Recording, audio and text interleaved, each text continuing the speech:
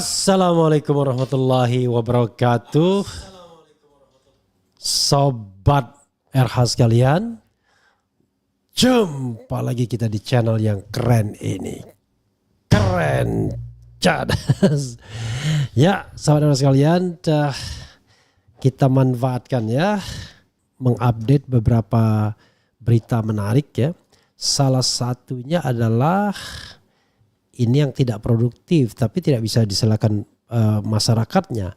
Marak vandalisme Jakarta anti Ridwan Kamil. Tadi kita sudah lihat videonya ya. Oke, sobat RH sekalian, why ya? Jadi nasihatnya adalah dengarkan suara rakyat ya. Jangan kepentingan elit yang kemudian dipaksakan kepada rakyat. Nggak baik jadinya.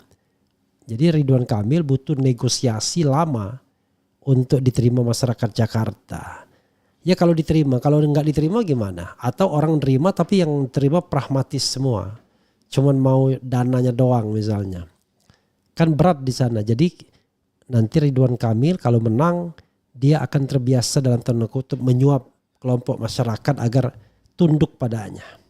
Mungkin dalam hatinya akan bilang begini, nah kau tidak mau tunduk sama gua, gak akan dapat bantuan. Secara dia akan menguasai puluhan triliun anggaran ya. Ya gak boleh begitulah ya. Harus jelas ya bahwa yang namanya kekuasaan itu untuk rakyat. Bukan kekuasaan itu untuk menekan rakyat dan kemudian mengentertain seorang penjilat atau banyak penjilat kan, bukan begitu. Coba kita bacakan kenapa vandalisme Jakarta anti Ridwan Kamil ini ya. Marak vandalisme Jakarta anti Ridwan Kamil.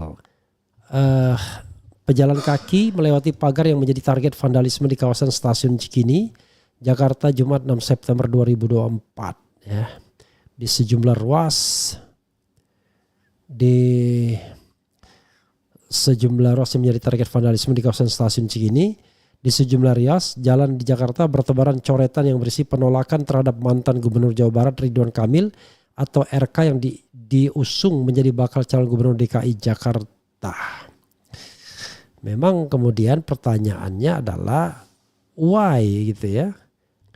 Sekali lagi sobat RH sekalian ya, ini ada dua kemungkinan yang menurut saya sama sahnya kalau kita kemudian membahasnya. Apa itu? Satu, karena Anies tidak nyalon atau tidak dicalonkan, sementara mereka menginginkan mantan gubernur Jakarta tersebut periode 2017-2022 untuk jadi calon atau untuk jadi gubernur lagi, dan dipaksa tidak ada.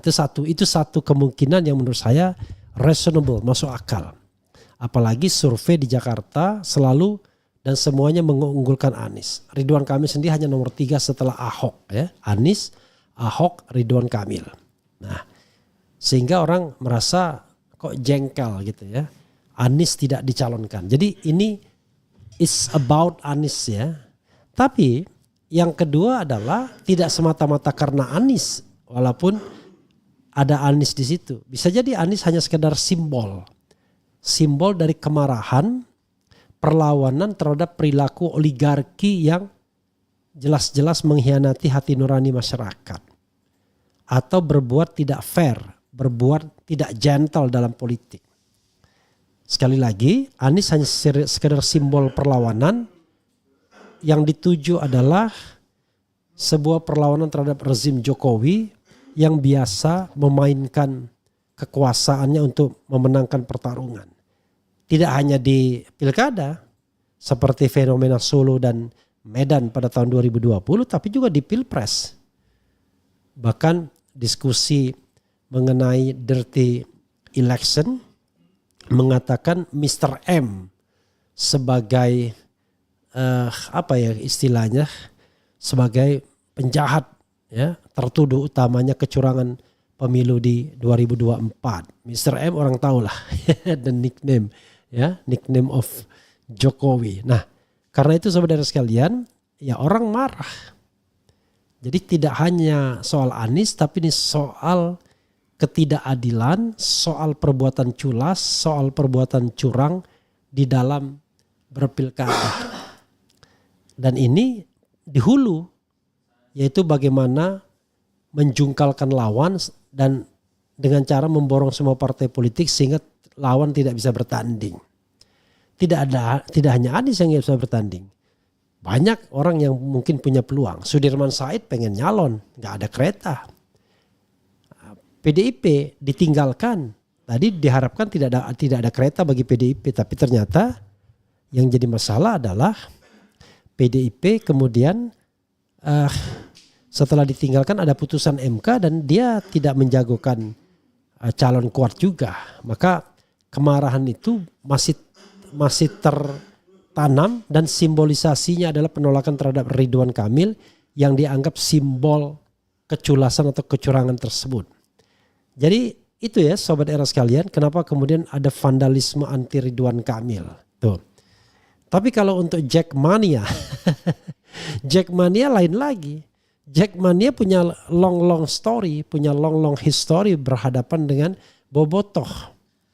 Berhadapan dengan Maung Bandung. Berhadapan dengan Persib Bandung atau klub-klub yang berada di Bandung. Walaupun sama-sama Indonesia, tapi fanatisme daerah kan juga menonjol dalam ajang olahraga dan juga dalam ajang pemilihan kepala daerah. Dan Ridwan Kamil selama ini identik dengan Sunda, Bandung, Jawa Barat, Bobotoh. Jauh sekali dengan Betawi, tak ada Betawinya, ya kan? Karena itu kemudian orang juga menolak, khusus Jackmania menolak diinvasi, dikolonialisasi oleh Bobotoh. Masuk akal, make sense kan? Jadi ada masyarakat Jakarta secara umum. Ada dua soal tadi, soal Anies dan soal kecurangan atau soal keculasan dalam demokrasi, dan soal Jackmania, soal yang lebih spesifik, tidak mau diinvasi atau dikolonialisasi oleh Bobotoh, kan begitu. Saya membayangkan kalau seandainya misalnya ada pertandingan antara Persija Jakarta dan Persib Bandung, ya entah dimanapun, mungkin di Jakarta di mana Ridwan Kamil dipaksa orang nonton, ya. Kira-kira dia bagaimana reaksinya? Secara traditionally dia adalah fans atau bahkan pengurus Bobotoh, pengurus Persib. Bobotoh itu penontonnya, ya. Sementara dia berstatus sebagai kepala daerah Jakarta. Jadi sekali lagi kita salahkan oligarkinya, salahkan Prabowo Subianto yang dijual namanya oleh Ridwan Kamil sebagai orang yang meminta dia menjadi gubernur Jakarta. Padahal kita tahu dalam sistem pemerintahan sekarang ini, ya mana bisa seorang presiden kemudian menentukan minta-minta. Emang presiden ketua umum partai politik yang mencalonkan Ridwan Kamil. Kalau yang meminta itu adalah Erlangga Hartarto dulu dan sekarang Bahlil Lahadalia, bisa dikatakan boleh. Karena Bahlil ketua umum Partai Golkar, partai di mana Ridwan Kamil berkecimpung. Lah, ini Ridwan Kamil bukannya jual Golkar dan Bahlil Lahadalianya, malah menjual Prabowo Subianto. Padahal Prabowo Subianto jelas-jelas dari Gerindra. Nah, inilah soalnya kalau kader instan. Kita tahu bahwa Ridwan Kamil adalah seorang independen yang dimasukkan ke Golkar menjelang Pilpres. Berharap dengan masuk Golkar dia dipertimbangkan sebagai cawapres, ternyata jauh panggang dari api. Bahkan sekarang sebagai gubernur DKI pun dianggap tidak pantas, ya. Begitu Sobat Era sekalian, ya. Ya walaupun nanti dia menang, tapi kan menangnya kan bukan lawan kuat. Ibarat pertandingan yang peringkat pertama, peringkat kedua, ya ranking 1 ranking dunianya itu nggak ikut bertanding, ya. Jadi kalau dalam bulu tangkis yang nggak ikut bertanding itu adalah Victor Axelsen sama si Yuki. Itu saja Sobat Era sekalian. Mudah-mudahan ini bermanfaat. Wassalamualaikum warahmatullahi wabarakatuh. Keren cadas. Cia.